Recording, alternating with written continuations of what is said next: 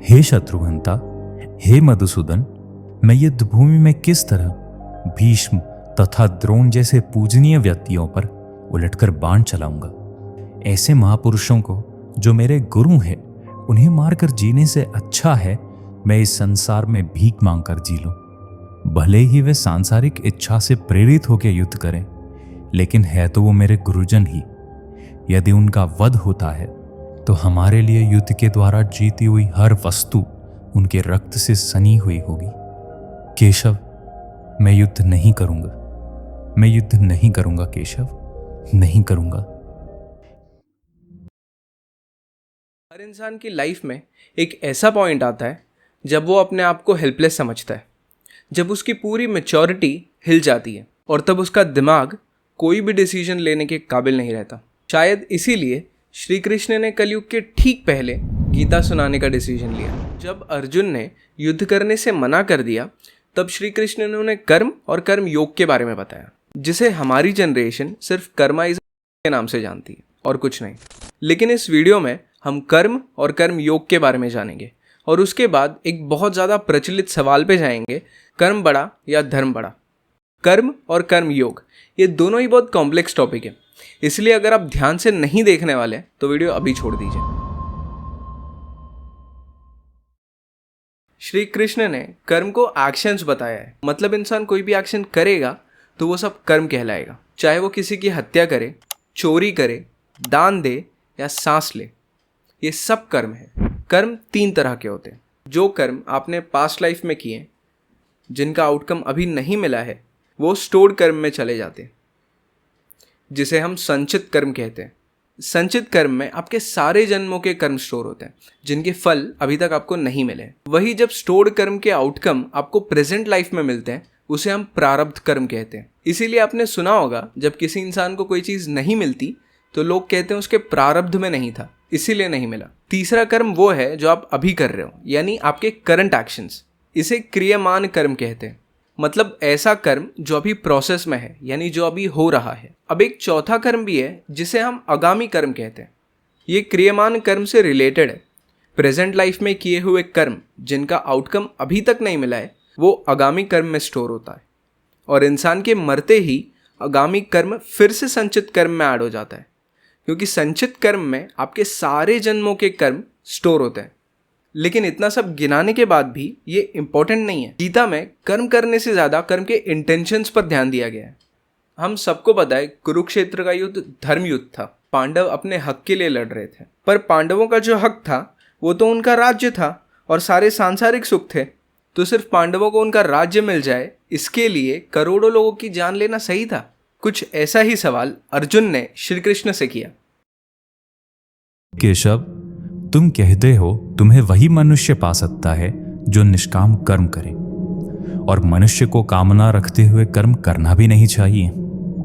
जो मनुष्य इच्छा रखते हुए कर्म करते हैं वो भी कभी तुम्हें नहीं पा सकते। जब आप ही कह रहे हैं कि इच्छा रखते हुए कर्म नहीं करना चाहिए, तो आप ही क्यों इस महाभयंकर युद्ध में मुझसे अनेकानेक लोगों की हत्या करवाना चाहते हैं केशव? बताओ क्यों? अब अर्जुन का ये सवाल काफी इंटरेस्टिंग था। एक तरफ श्री कृष्ण कहते हैं, कर्मण्येवाधिकारस्ते मा फलेषु कदाचन मा कर्म फल हेतुर्भूः मा ते संगोस्त्वा कर्मणि। यानी सिर्फ कर्म करो पार्थ, फल की इच्छा मत करो, निष्काम कर्म करो, बिना इच्छा रखे कर्म करो। और दूसरी तरफ अर्जुन को पांडवों के हक के लिए लड़ने के लिए कह रहे थे, जो कि राज्य था, और सांसारिक सुख के लिए करोड़ों लोगों को मारने की बात कर रहे थे। अब श्री कृष्ण का जवाब भी काफी इंटरेस्टिंग था। श्री कृष्ण कहते हैं कर्म 2 इंटेंशंस के साथ किए जा सकते हैं। एक तो फल की इच्छा रख के, जिसे सकाम कर्म कहते हैं। दूसरा बिना इच्छा रखे सिर्फ अपना धर्म निभाने के लिए कर्म करो, आउटकम से अटैचमेंट बिल्कुल मत रखो, इसे निष्काम कर्म कहते हैं। अर्जुन का यही सवाल आगे कर्म योग से कनेक्ट होता है। जब इंसान निष्काम कर्म करता है, यानी कि सिर्फ अपना धर्म निभाने के लिए कर्म करता है और आउटकम से अटैच भी नहीं रहता, तब उसके वो सारे कर्म जो उसने निष्काम यानी न्यूट्रल होके किए हैं, उसके संचित कर्म में स्टोर नहीं होते। वो इंसान उन किए गए कर्मों के फल से भी बाउंड नहीं रहता। जितने कर्म वो निष्काम रह के या न्यूट्रल स्टेट ऑफ माइंड से करता है, उतने कर्मों के फल से वो छूट जाता है। जो आदमी इस तरीके से कर्म करता है उसे हम कर्मयोगी कहते हैं। लेकिन जैसे ही उसका अटैचमेंट हुआ, वापस वो इंसान कर्म के उस साइकिल में फंस जाता है। कृष्ण आगे कहते हैं, क्षत्रिय होने के कारण तुम्हारा धर्म है तुम युद्ध करो, तो धर्म तो निभाना ही पड़ेगा। लेकिन तुम जो युद्ध ना करने की बात कर रहे हो, इससे तुम्हें धर्म ना निभाने का पाप लगेगा और तुम उस फल के अधिकारी होगे। लोग तुम्हें भगौड़ा कहेंगे। और यदि तुम सोचो कि कर्म ही ना करूं तो आउटकम होगा ही नहीं, तो ऐसा भी नहीं है। मनुष्य अकर्मा कभी नहीं रह सकता, क्योंकि सांस लेना भी तो एक कर्म है, पानी पीना भी तो एक कर्म है, जीवन जीना भी तो एक कर्म है। तो कोई भी मनुष्य कर्म करेगा ही, वो अकर्मा कभी नहीं हो सकता। तुम्हारे लिए यही सही है कि तुम मुझ में सरेंडर कर दो, यानी सर्वधर्मान् परित्यज्य मामेकं शरणं व्रज हम त्वा सर्व पापेभ्यो मोक्षयिष्यामि मा शुचः।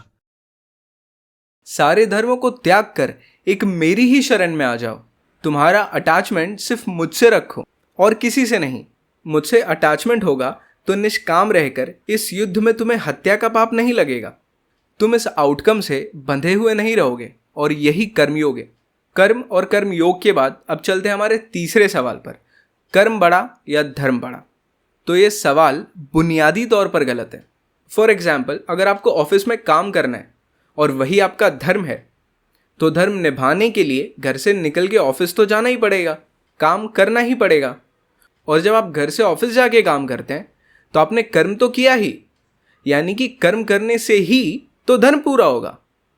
इसीलिए मैंने बोला ये सवाल बुनियादी तौर पर गलत है, क्योंकि अगर कर्म करोगे तभी तो धर्म पूरा होगा, और अगर धर्म पूरा हो रहा है तो कर्म तो आदमी कर ही रहा है। धर्म और कर्म दोनों साथ ही चलते हैं। अगर धर्म पूरा हो रहा है मतलब किसी ने कर्म किया है। इसी के साथ कर्म और कर्म योग में बस इतना ही। और अगर आपको धर्म के बारे में डिटेल में जानना है तो मुझसे इस वीडियो में मिलिए।